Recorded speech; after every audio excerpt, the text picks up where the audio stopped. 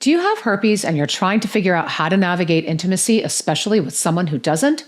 Or maybe you're thinking about dating someone who has it and you're not exactly sure what to expect. Well, in this episode of Herpes Wellness, I'm going to walk you through how I navigated intimacy in a long-term relationship with someone who had herpes when I didn't, what intimacy looks like now with my current partner who doesn't have genital herpes, the types of protection that I've found to be the most effective, how my partner and I make choices together to lower the chance of transmission, and why someone's decision to be with you isn't your responsibility, but doing what you can to prevent transmission is.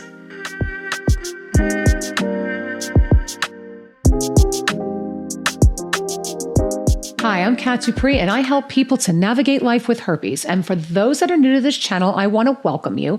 And for those that are returning, welcome back. I am so thankful to have you here with me today. Here at Herpes Wellness, we provide education, support, and empowerment for those living with herpes. And if you don't have herpes and you're just looking for more information, we're here to help you too. Now, before we dive in, I want to invite you to join our online community at herpeswellness.com. There you'll have free access to our forums where you can ask questions, seek advice, and help other members along their journeys.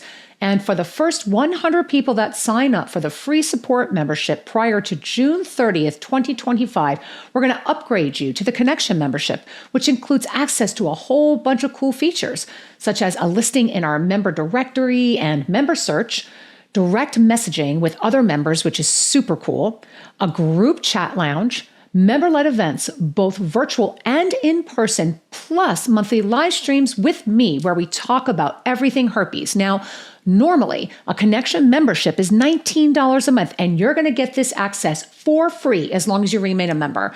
So come join us at herpeswellness.com. The link is in the description below to sign up. So now let's get into it. So recently, one of our viewers asked a really great question. She said, I'm considering dating someone who has herpes, but I'm really worried about getting it, and what should I know? Well, first of all, major kudos to you for even asking this question, because most people hear the word herpes and they run like the wind, right? So the fact that you're actually sticking around and trying to understand more, that's just friggin' awesome. So thank you for that. And if you have herpes and you're trying to figure out how to navigate intimacy, especially with someone who doesn't have it, it can feel overwhelming at first, especially when you're trying to figure out what actually works and what doesn't. And look, I've been there and I totally get it. And navigating this with my current partner definitely isn't my first rodeo, because before he came into the picture, I was in a long-term relationship with someone who disclosed to me from the very beginning they had herpes. And the way that we handled intimacy looked completely different. So first, I'm going to take you back to that time and share what that looked like for us. And then later, I'm going to break down what works for my current partner and I. So after my ex had told me he had herpes, at first I was like, whoa. And let's admit it, who wouldn't feel or react that way? I mean, most of us have experienced that reaction at one time or another, right? I know I have. I'm sure you have as well.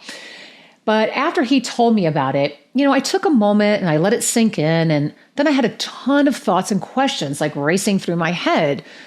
I mean, of course, I knew what herpes was, but I really wanted to hear about his experience with it, right? And what was really cool was that he was very open and honest about it, and he didn't try to sugarcoat anything. And he shared among many things that he had barely had any outbreaks since he had been diagnosed, and the precautions that he took to avoid transmission, and he also told me that none of his previous partners had gotten it. And after a very long conversation and everything that we talked about, I felt pretty reassured, and I felt like all would be good. Now, did I wind up getting herpes? Well, that's obvious because I wouldn't be here talking to you, right? But I want you to understand something. I was in that relationship for 10 years and I never had a single symptom. And I wasn't diagnosed until after the relationship ended. Now, honestly, I don't know exactly when I got it, because it was either at the tail end of our relationship or I was asymptomatic and it just never showed up until after we broke up. When we split up, there were a lot of stressful things happening in my life at the time. And as we know, stress is like this huge major factor when it comes to outbreaks, right? So maybe it lay dormant until that time, but you know what? That doesn't even matter. It's neither here nor there, because I never got tested and I'll never know. And it never even crossed my mind to do so when we were together. And I know that sounds crazy, but it just didn't. But now the big question is, how did we navigate intimacy, right? Now, I know I'm going to get a lot of heat and a lot of not so nice comments about this, but we navigated intimacy by using what I like to call the symptom method, meaning we based our intimacy on whether or not he had any signs of an outbreak. There were no barriers, there were no antivirals, just open communication and full awareness. And while I was with him, he seldom had outbreaks. And when he did, he let me know right away that something was coming on. Now, I know that might sound crazy to some people, but that's what we did. And we made that decision together. And like I said, I didn't have a single symptom for the entire time we were in our relationship. So when I finally found out I had herpes, I was surprised, but also not so surprised, if you know what I mean. And I have to admit, after I received my diagnosis, trust me when I tell you that I beat myself up for years about that choice. But you know what? I just don't do it anymore. It's not worth it. First of all, there's no point because it just is what it is. And I've learned to accept it. And honestly, looking back on everything now, I really wouldn't have changed a thing. Now, fast forward to today, with my current boyfriend who doesn't have herpes, we do things slightly different. After I disclosed my status, he was also taken aback too. Not surprising, right? I know I wasn't surprised, that's for sure. And he got really quiet at first, and then he took time to process things just like I did. And you know what? He needed that space to do that, just like you would if someone were to disclose it to you, right? By the way, giving someone space to process what you just told them is super important, regardless of what the outcome will be. And I will be talking about how to come out to your friends and family and a potential partner in the next episode, because that's a whole different conversation. So be sure to subscribe to the channel and hit the notification bell so that you'll know when that episode is available. But now I'm going to swing back to how my current partner and I navigate things. First, he took the time to do his own research on genital herpes, which I actually thought was pretty cool, right? Like I mentioned before, most people run like the wind, they judge you and they ghost you, which totally sucks. But he didn't do that. Instead, he came back with a ton of knowledge. And then just like I did, he asked me a ton of questions. And then, of course, he took some more time to think about things. And shortly afterwards, we started dating. Now, what method do we use? Well, we solely rely on me taking antivirals. We don't use any other protection because that's what feels right for us. And just like in my prior relationship, we made the decision together. And this is the way it should be. He totally understands what the chances are of him getting herpes from me, right? And let's be real. It doesn't matter what you do, there's always a chance of transmitting it, period. So in order for intimacy to feel easy and feel comfortable, you must be on the same page and you have to be willing to have open conversations about it. If not, you're going to be living in this state of worry and fear, and that's no fun now, is it? Now, another question I get asked a lot is, which protection works best? Well, here's the deal. There's really no dead-on solution for this, right? Barrier methods such as condoms or dental dams can reduce the chance of getting herpes a little, but they're not perfect. And research shows that there's only a 30% reduction of herpes transmission using these methods. Like, shocker, right? I know I was shocked. I bet you thought that number would be higher, but nope, it's not. And the reason being is because herpes can be located on a part of the body that isn't covered where there's skin-to-skin contact, right? So this is why my go-to has always been antivirals. And the reason is that they can reduce transmission from 3.6% to 1.9%. And they can also reduce the number of outbreaks up to 80% in most people. For me, when I take them as daily suppressive therapy, I don't have any outbreaks at all.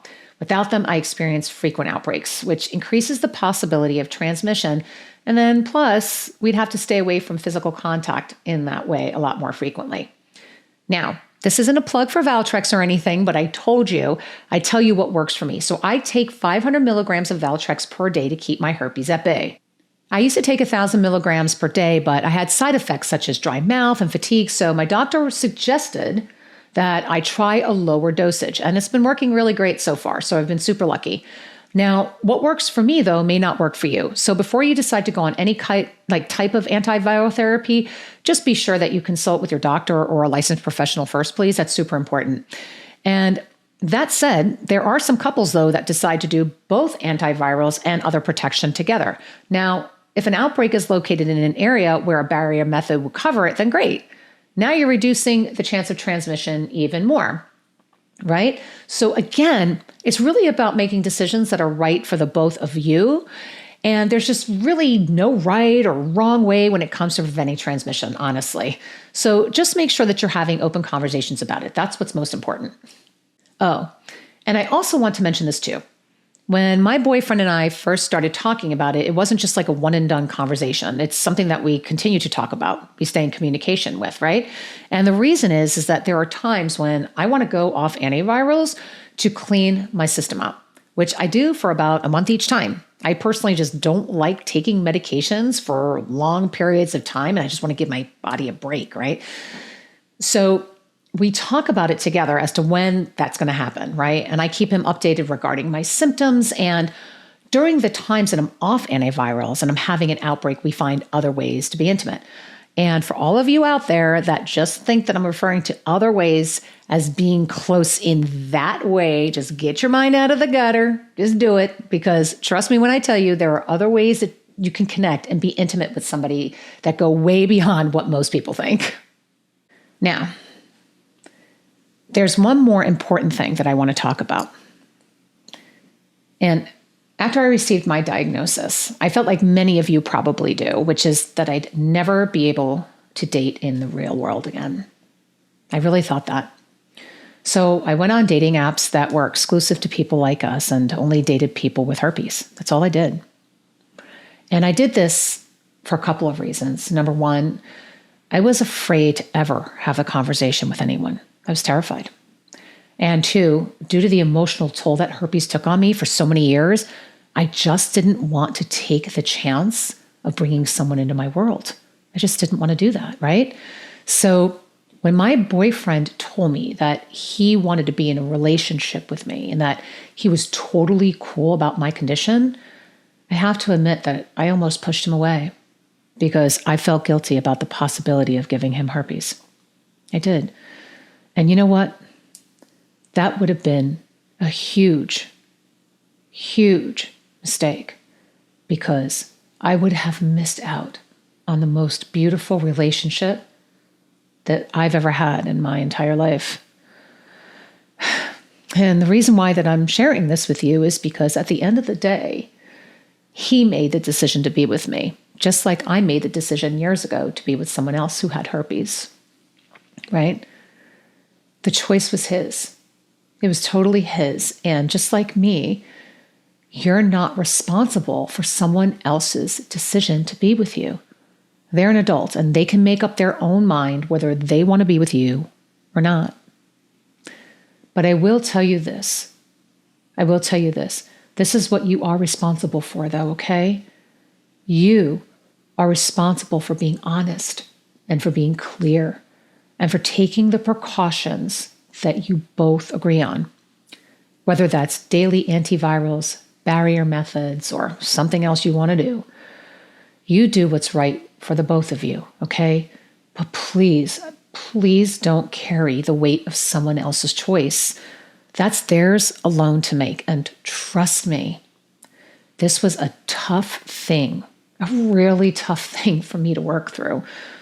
But I've come to the realization that as long as I'm doing my part, right, and taking the steps that we've agreed upon as a couple, then if something ever does happen, I know I did everything that I could to avoid transmission. And honestly, that's all I or any of us can ever do.